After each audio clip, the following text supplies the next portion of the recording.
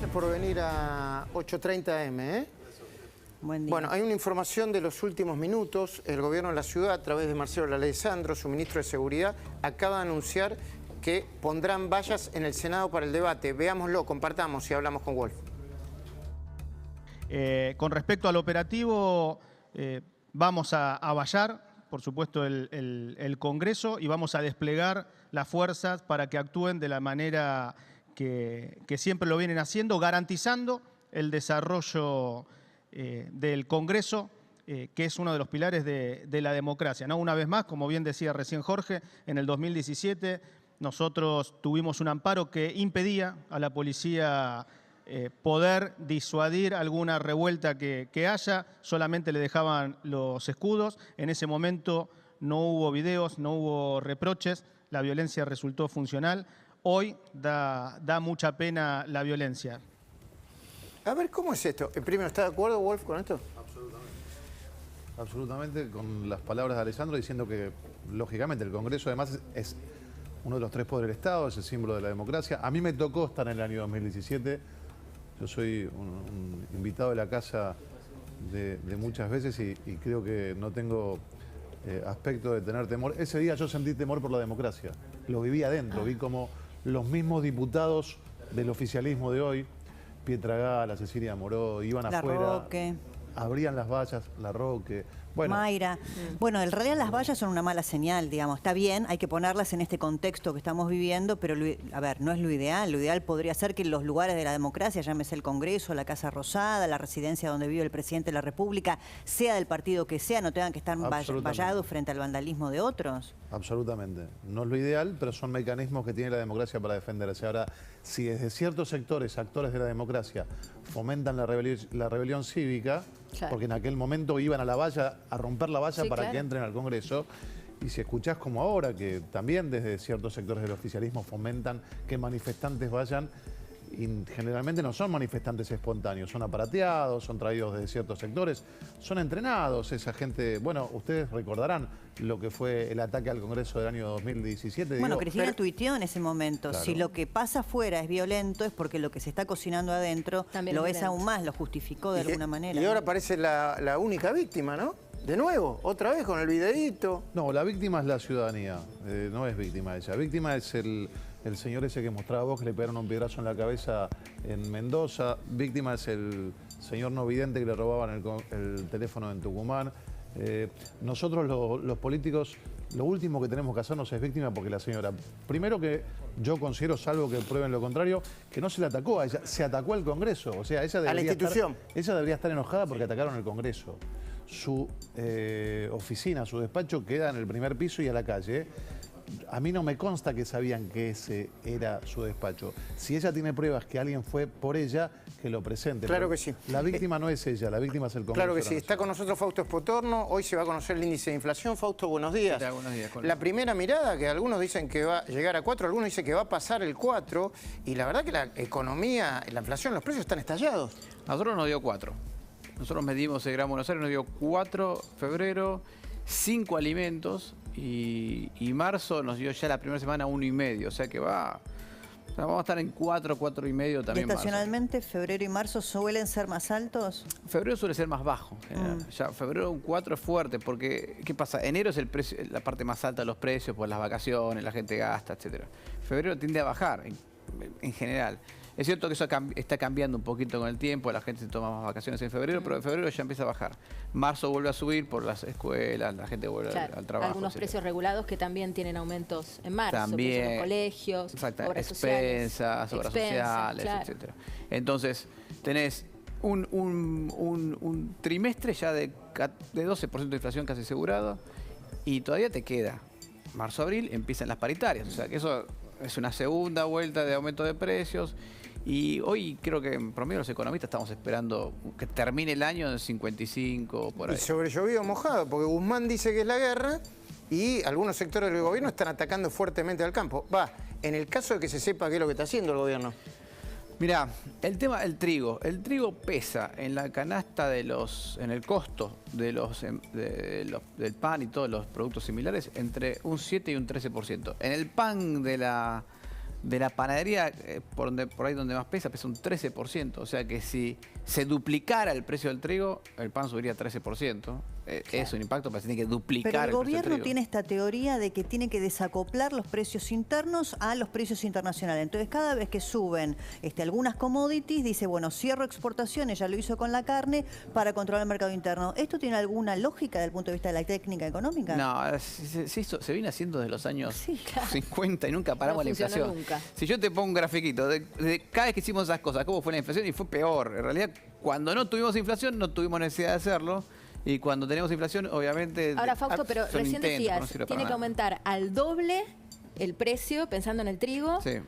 para que el incremento sea de un 13% en la panadería. En la panadería. En la panadería. En todos los panificados es 7%. Entiendo. Y entonces, ¿cómo explicás? Recién Carola daba cuenta de aumentos del 20%, por ejemplo. Pero es que atrás de todo esto está la inflación. Y la inflación, más allá de todo, es un problema de la moneda, no es un problema de los Claro. pesos. Exactamente. Voy a Mira, tratar de explicar esto para que se entienda. Ponle sí. que yo inyecto dinero a toda la economía. A todos nosotros somos la economía, yo les pongo dinero a todos. Sí, somos todos millonarios. Todos millonarios. Y, no sé, sube el precio del agua. El costo del agua. Entonces el señor del agua te sube el precio y como todos tenemos más pesos lo vamos a pagar porque Claro. tenemos los pesos para Lo pagar. convalidás. Ahora, si no hubiera pesos en la economía de excedente y sube el costo del agua y el señor no vende el agua, entonces o lo tiene que bajar o por ahí como es una primera necesidad, por ahí termina vendiendo menos el papel y lo tiene que bajar. Bueno, por eso hoy las panaderías, hasta donde Carola nos informaba, estaban casi vacías y comprando no de a una docena de facturas, sino Claro. de a una medialuna Unidad. o un vigilante. Ahora Carola está en el club en el Mercado del Progreso, donde también se venden muchos productos, obviamente no solamente panadería. ¿Cómo está eso, Carola? Contanos. Es así, Luis. A ver, nos movimos al Mercado del Progreso y estamos haciendo una especie de investigación, a ver qué es lo que hace la gente, si acá mismo también la gente cambió el hábito de compra. Vamos a ir recorriendo de a poco verdulerías, pescaderías, vamos a ir contándole los diferentes precios. Pero, por ejemplo, en estos momentos estamos en una carnicería específicamente. Mira, te quiero contar, vamos a ver si te podemos mostrar los precios. A ver, el asado, 890 pesos, Wow. el vacío, 948, pero atención con este dato que te voy a dar.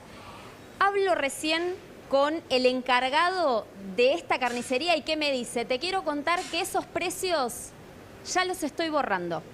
Los estoy borrando porque a partir de la tarde, cuando me llegue de vuelta el pedido que hice, ya van a estar modificados los precios.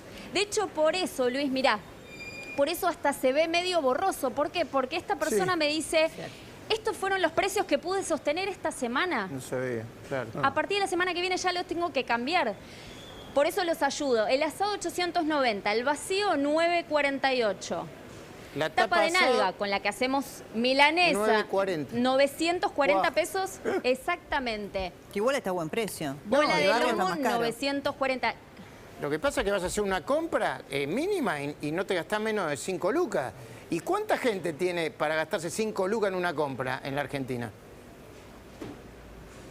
Dale, Carola. No, muy poca y muy poca y Luis, por eso recalco constantemente esta nueva forma de comprar. Por ejemplo, acá venís y antes se acuerdan, bueno, dame 1 kilo de bife de chorizo, dame 1 kilo. Bueno, hoy por hoy no. ¿Cuántas veces antes nos invitaban a un asado? Te invito a comer asado. Bueno, eso prácticamente no existe más. Claro a ver, que sí. ahora todo el mundo, o el que te invita, vos decís, bueno, yo llevo la gaseosa, yo llevo el sí, pan. no. Es que te tenés que empezar a ayornar porque Empezó una obviamente nueva- no queda opción empezó para una que nueva- se desembolse de un Claro solo que sí. bolsillo. Gracias, Carola. Empezó una nueva manera de consumir que es como si fuera una verdadera economía de guerra. Después mostrame los cálculos de Data Market para los precios, cómo aumentaban, pero esto está claro que empezó un cambio en el hábito de consumo, ¿no? Y sí, va a haber cambios en el hábito de consumo, porque en realidad hace 10 años que el salario viene perdiendo con la inflación. Claro. Está bien, en los años justos, los años electorales, recupera un poquito, después se vuelve a caer. Sí, pero la devaluación de 2018, te diría hasta ahora, es cada vez... Bueno, y los impresionante. últimos 4 años fue todo... Bueno, todo y la bajado. inflación, no te dicen, bueno, alta inflación, esperamos 4, esperamos 3, cada vez es más. O sea, hasta Venezuela tiene una inflación más baja que la nuestra. Comparemos la inflación mensual con estos datos que nos envió Damián Dipache y los comentamos con Fausto Espotorno, por favor. A ver qué estamos viendo ahí. ¿Tenemos los datos? Bueno, primero la inflación comparada. Mirá, Argentina 50.7% anual, mensual 3,9%, promedio, eso el año pasado. Brasil nos llega al 11%, Estados Unidos, que están todos alarmados, nos llega al 8%, y Chile al 7,7%. O sea, no es solamente pero el COVID, pero la guerra, pero Macri. Es el mal manejo de la política económica argentina. Sí, bueno, de fondo de todo esto es el financiamiento monetario de todo, digamos. Claro. Si vos, ¿qué es el financiamiento monetario? Es que cada vez que el Estado necesita plata, va y imprime billetes. Entonces, lo que pierde, en realidad lo que estás viendo es la pérdida de valor del dinero. La inflación no es que suben los precios, es que el dinero pierde valor. Yo creo que la mejor forma sería si le cambiamos el nombre a la inflación y le ponemos desvalorización del dinero, y así todo Es la no queda moneda, claro. no son los precios, es la Claro, moneda. pero el gobierno de alguna manera encontró en la inflación una herramienta muy perversa, ¿no? De licuar salarios y jubilaciones. De licuar déficit. Claro. Es que en Argentina, no sé, porque esto ya es para una lista político, pero en Argentina la solución a todos los conflictos ha sido imprimir dinero. No quiero pelearme con los sindicatos, bueno, imprimo dinero y Sí, claro. lo pateo para adelante. No, y después está la falta de rumbo. O sea, ¿lo hacen a propósito? ¿Es una falta de rumbo? ¿O siempre está el pero la guerra, pero el COVID, pero Macri, Wolf? Sí, bien lo dijiste. Primero era pero Macri, después fue pero la pandemia, después fue pero el default, ahora es pero la guerra, y después se encontrarán otro A. Siempre hay una es no hacerse cargo. Y lamentablemente cuando vienen gobiernos que intentan cambiar este contraciclo, terminamos pagando el costo. Recordarás vos lo que fue tratar de no imprimir, de llegar al déficit cero. Nosotros entregamos con déficit de 0,4, pero algún día nos tenemos que hacer cargo, ¿no? Yo escuchaba el otro día en el debate del Congreso el trasladarle al otro el problema. Yo me hice cargo del crédito que tomamos. De hecho, por eso le di la posibilidad, junto con mi espacio, de tomar un crédito al gobierno, que es potestad que le asiste. No, entiendo. Pero háganse cargo de algo. Claro, y Háganse ahora es cargo de también algo. pero el campo. Pero el campo. Carlos Achetoni, presidente de la Federación Agraria, seguramente debe tener algo que decir. Carlos, muy buenos días, estamos en 8:30 AM. ¿El gobierno se olvidó del campo o está atacando al campo de nuevo, como con el conflicto que derivó en un escándalo que fue la recordada 125?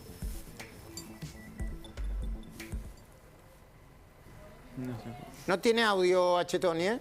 Estará muteado. Mira, ayer yo hablaba con Luis Buen Miguel día. Echeverre. Ahí y está, ahí está, ahí ahí está. No. Ahí está, Achetoni, recuperamos el audio. Lo escuchamos, lo vemos. Buen día.